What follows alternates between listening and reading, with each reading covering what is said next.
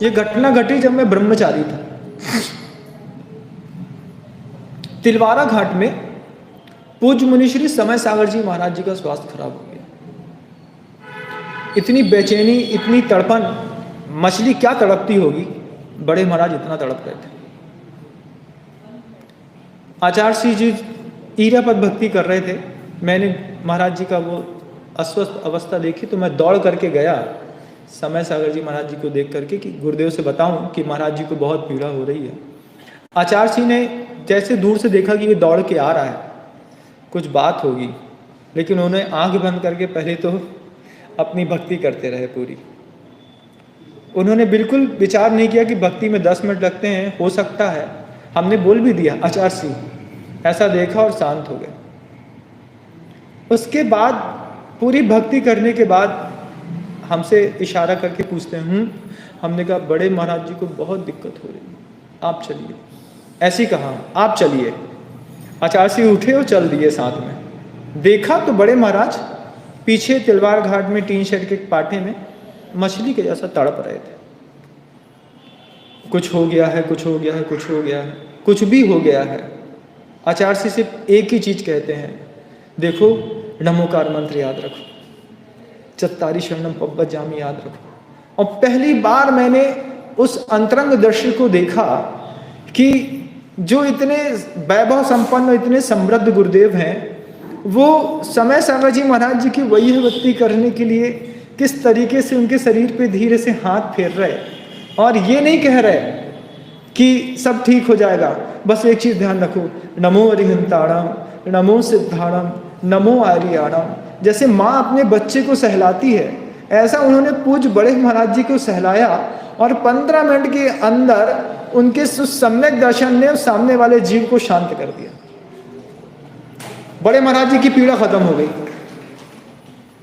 आचार्य सिंह से बोला, आचार्य सिंह इतनी प्रतिकूल परिस्थितियों में तो कोई भी डॉक्टर उसके पास भगता।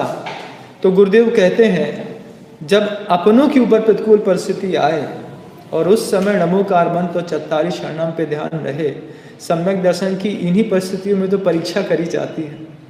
और इन्हीं परिस्थितियों में अगर मैं कहीं और चला जाता तो मैं अपने और उनके सम्यक दर्शन को क्यों दूषित करूं? ये जवाब क्या कोई सामान्य संत दे सकता है? आपके मुंह से निकलेगा कभी ऐसा? हम जैसे साधु लोग भी, अपना भी कोई भरोसा नहीं है कि जब प्रतिकूल परिस्थिति, तो एक तो जीवन में अभी तक उनके आशीर्वाद से आई नहीं, आज तक नहीं आई कोई प्रतिकूल परिस्थिति। 20 साल में मैंने कभी भी प्रतिकूलता नहीं देखी, क्योंकि आशीर्वाद देने के लिए वो मालिक है ना गाय का, दलदल में फंसे भी हैं तो बचा लेगा। अगर कभी प्रतिकूल परिस्थिति आ गई, उस दिन का इंतजार है कि मैं खुद देखना चाहता हूं कि प्रतिकूल परिस्थिति में मेरे मुंह से नमोकार मंत्र निकलेगा कि नहीं निकलेगा, और प्रतिकूल परिस्थिति में मैं चत्तारी शरणम पब्बत जामी में श्रद्धा कर पाऊंगा कि नहीं कर पाऊंगा।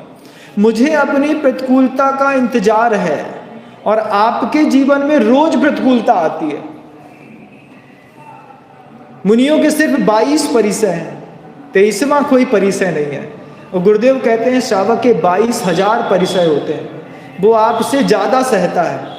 तो इसका मतलब है कि आपको अपने परिणामों के परीक्षण करने के मौके हमसे ज्यादा मिलते हैं। आप ज्यादा अच्छे से समझ सकते हैं कि आप सम्यक दृष्टि हैं कि मिथ्या दृष्टि।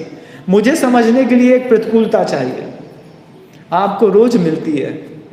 आपका लोभ, आपकी कसाय, आपका मान, आपकी और भी अनंत अनुबंध इत्यादि आपको परेशान करती हैं। आपका वैभव आपको परेशान करता है।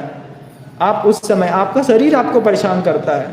आप उस समय तुरंत पकड़ सकते हैं कि ये चत्तारी शरणम मेरे जीवन में काम करता है कि नहीं करता।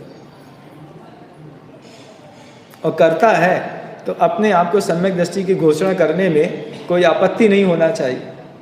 लेकिन अगर नहीं करता है तो बार बार सम्यक दर्शन की आवाज निकालने मात्र से किसी को सम्यक दर्शन नहीं हुआ करता। उसके लिए तो पेपर देने पड़ते हैं और खुद लिखना पड़ता है, और ये पेपर कोई चेक नहीं करता, आपको खुद ही चेक करना पड़ता है।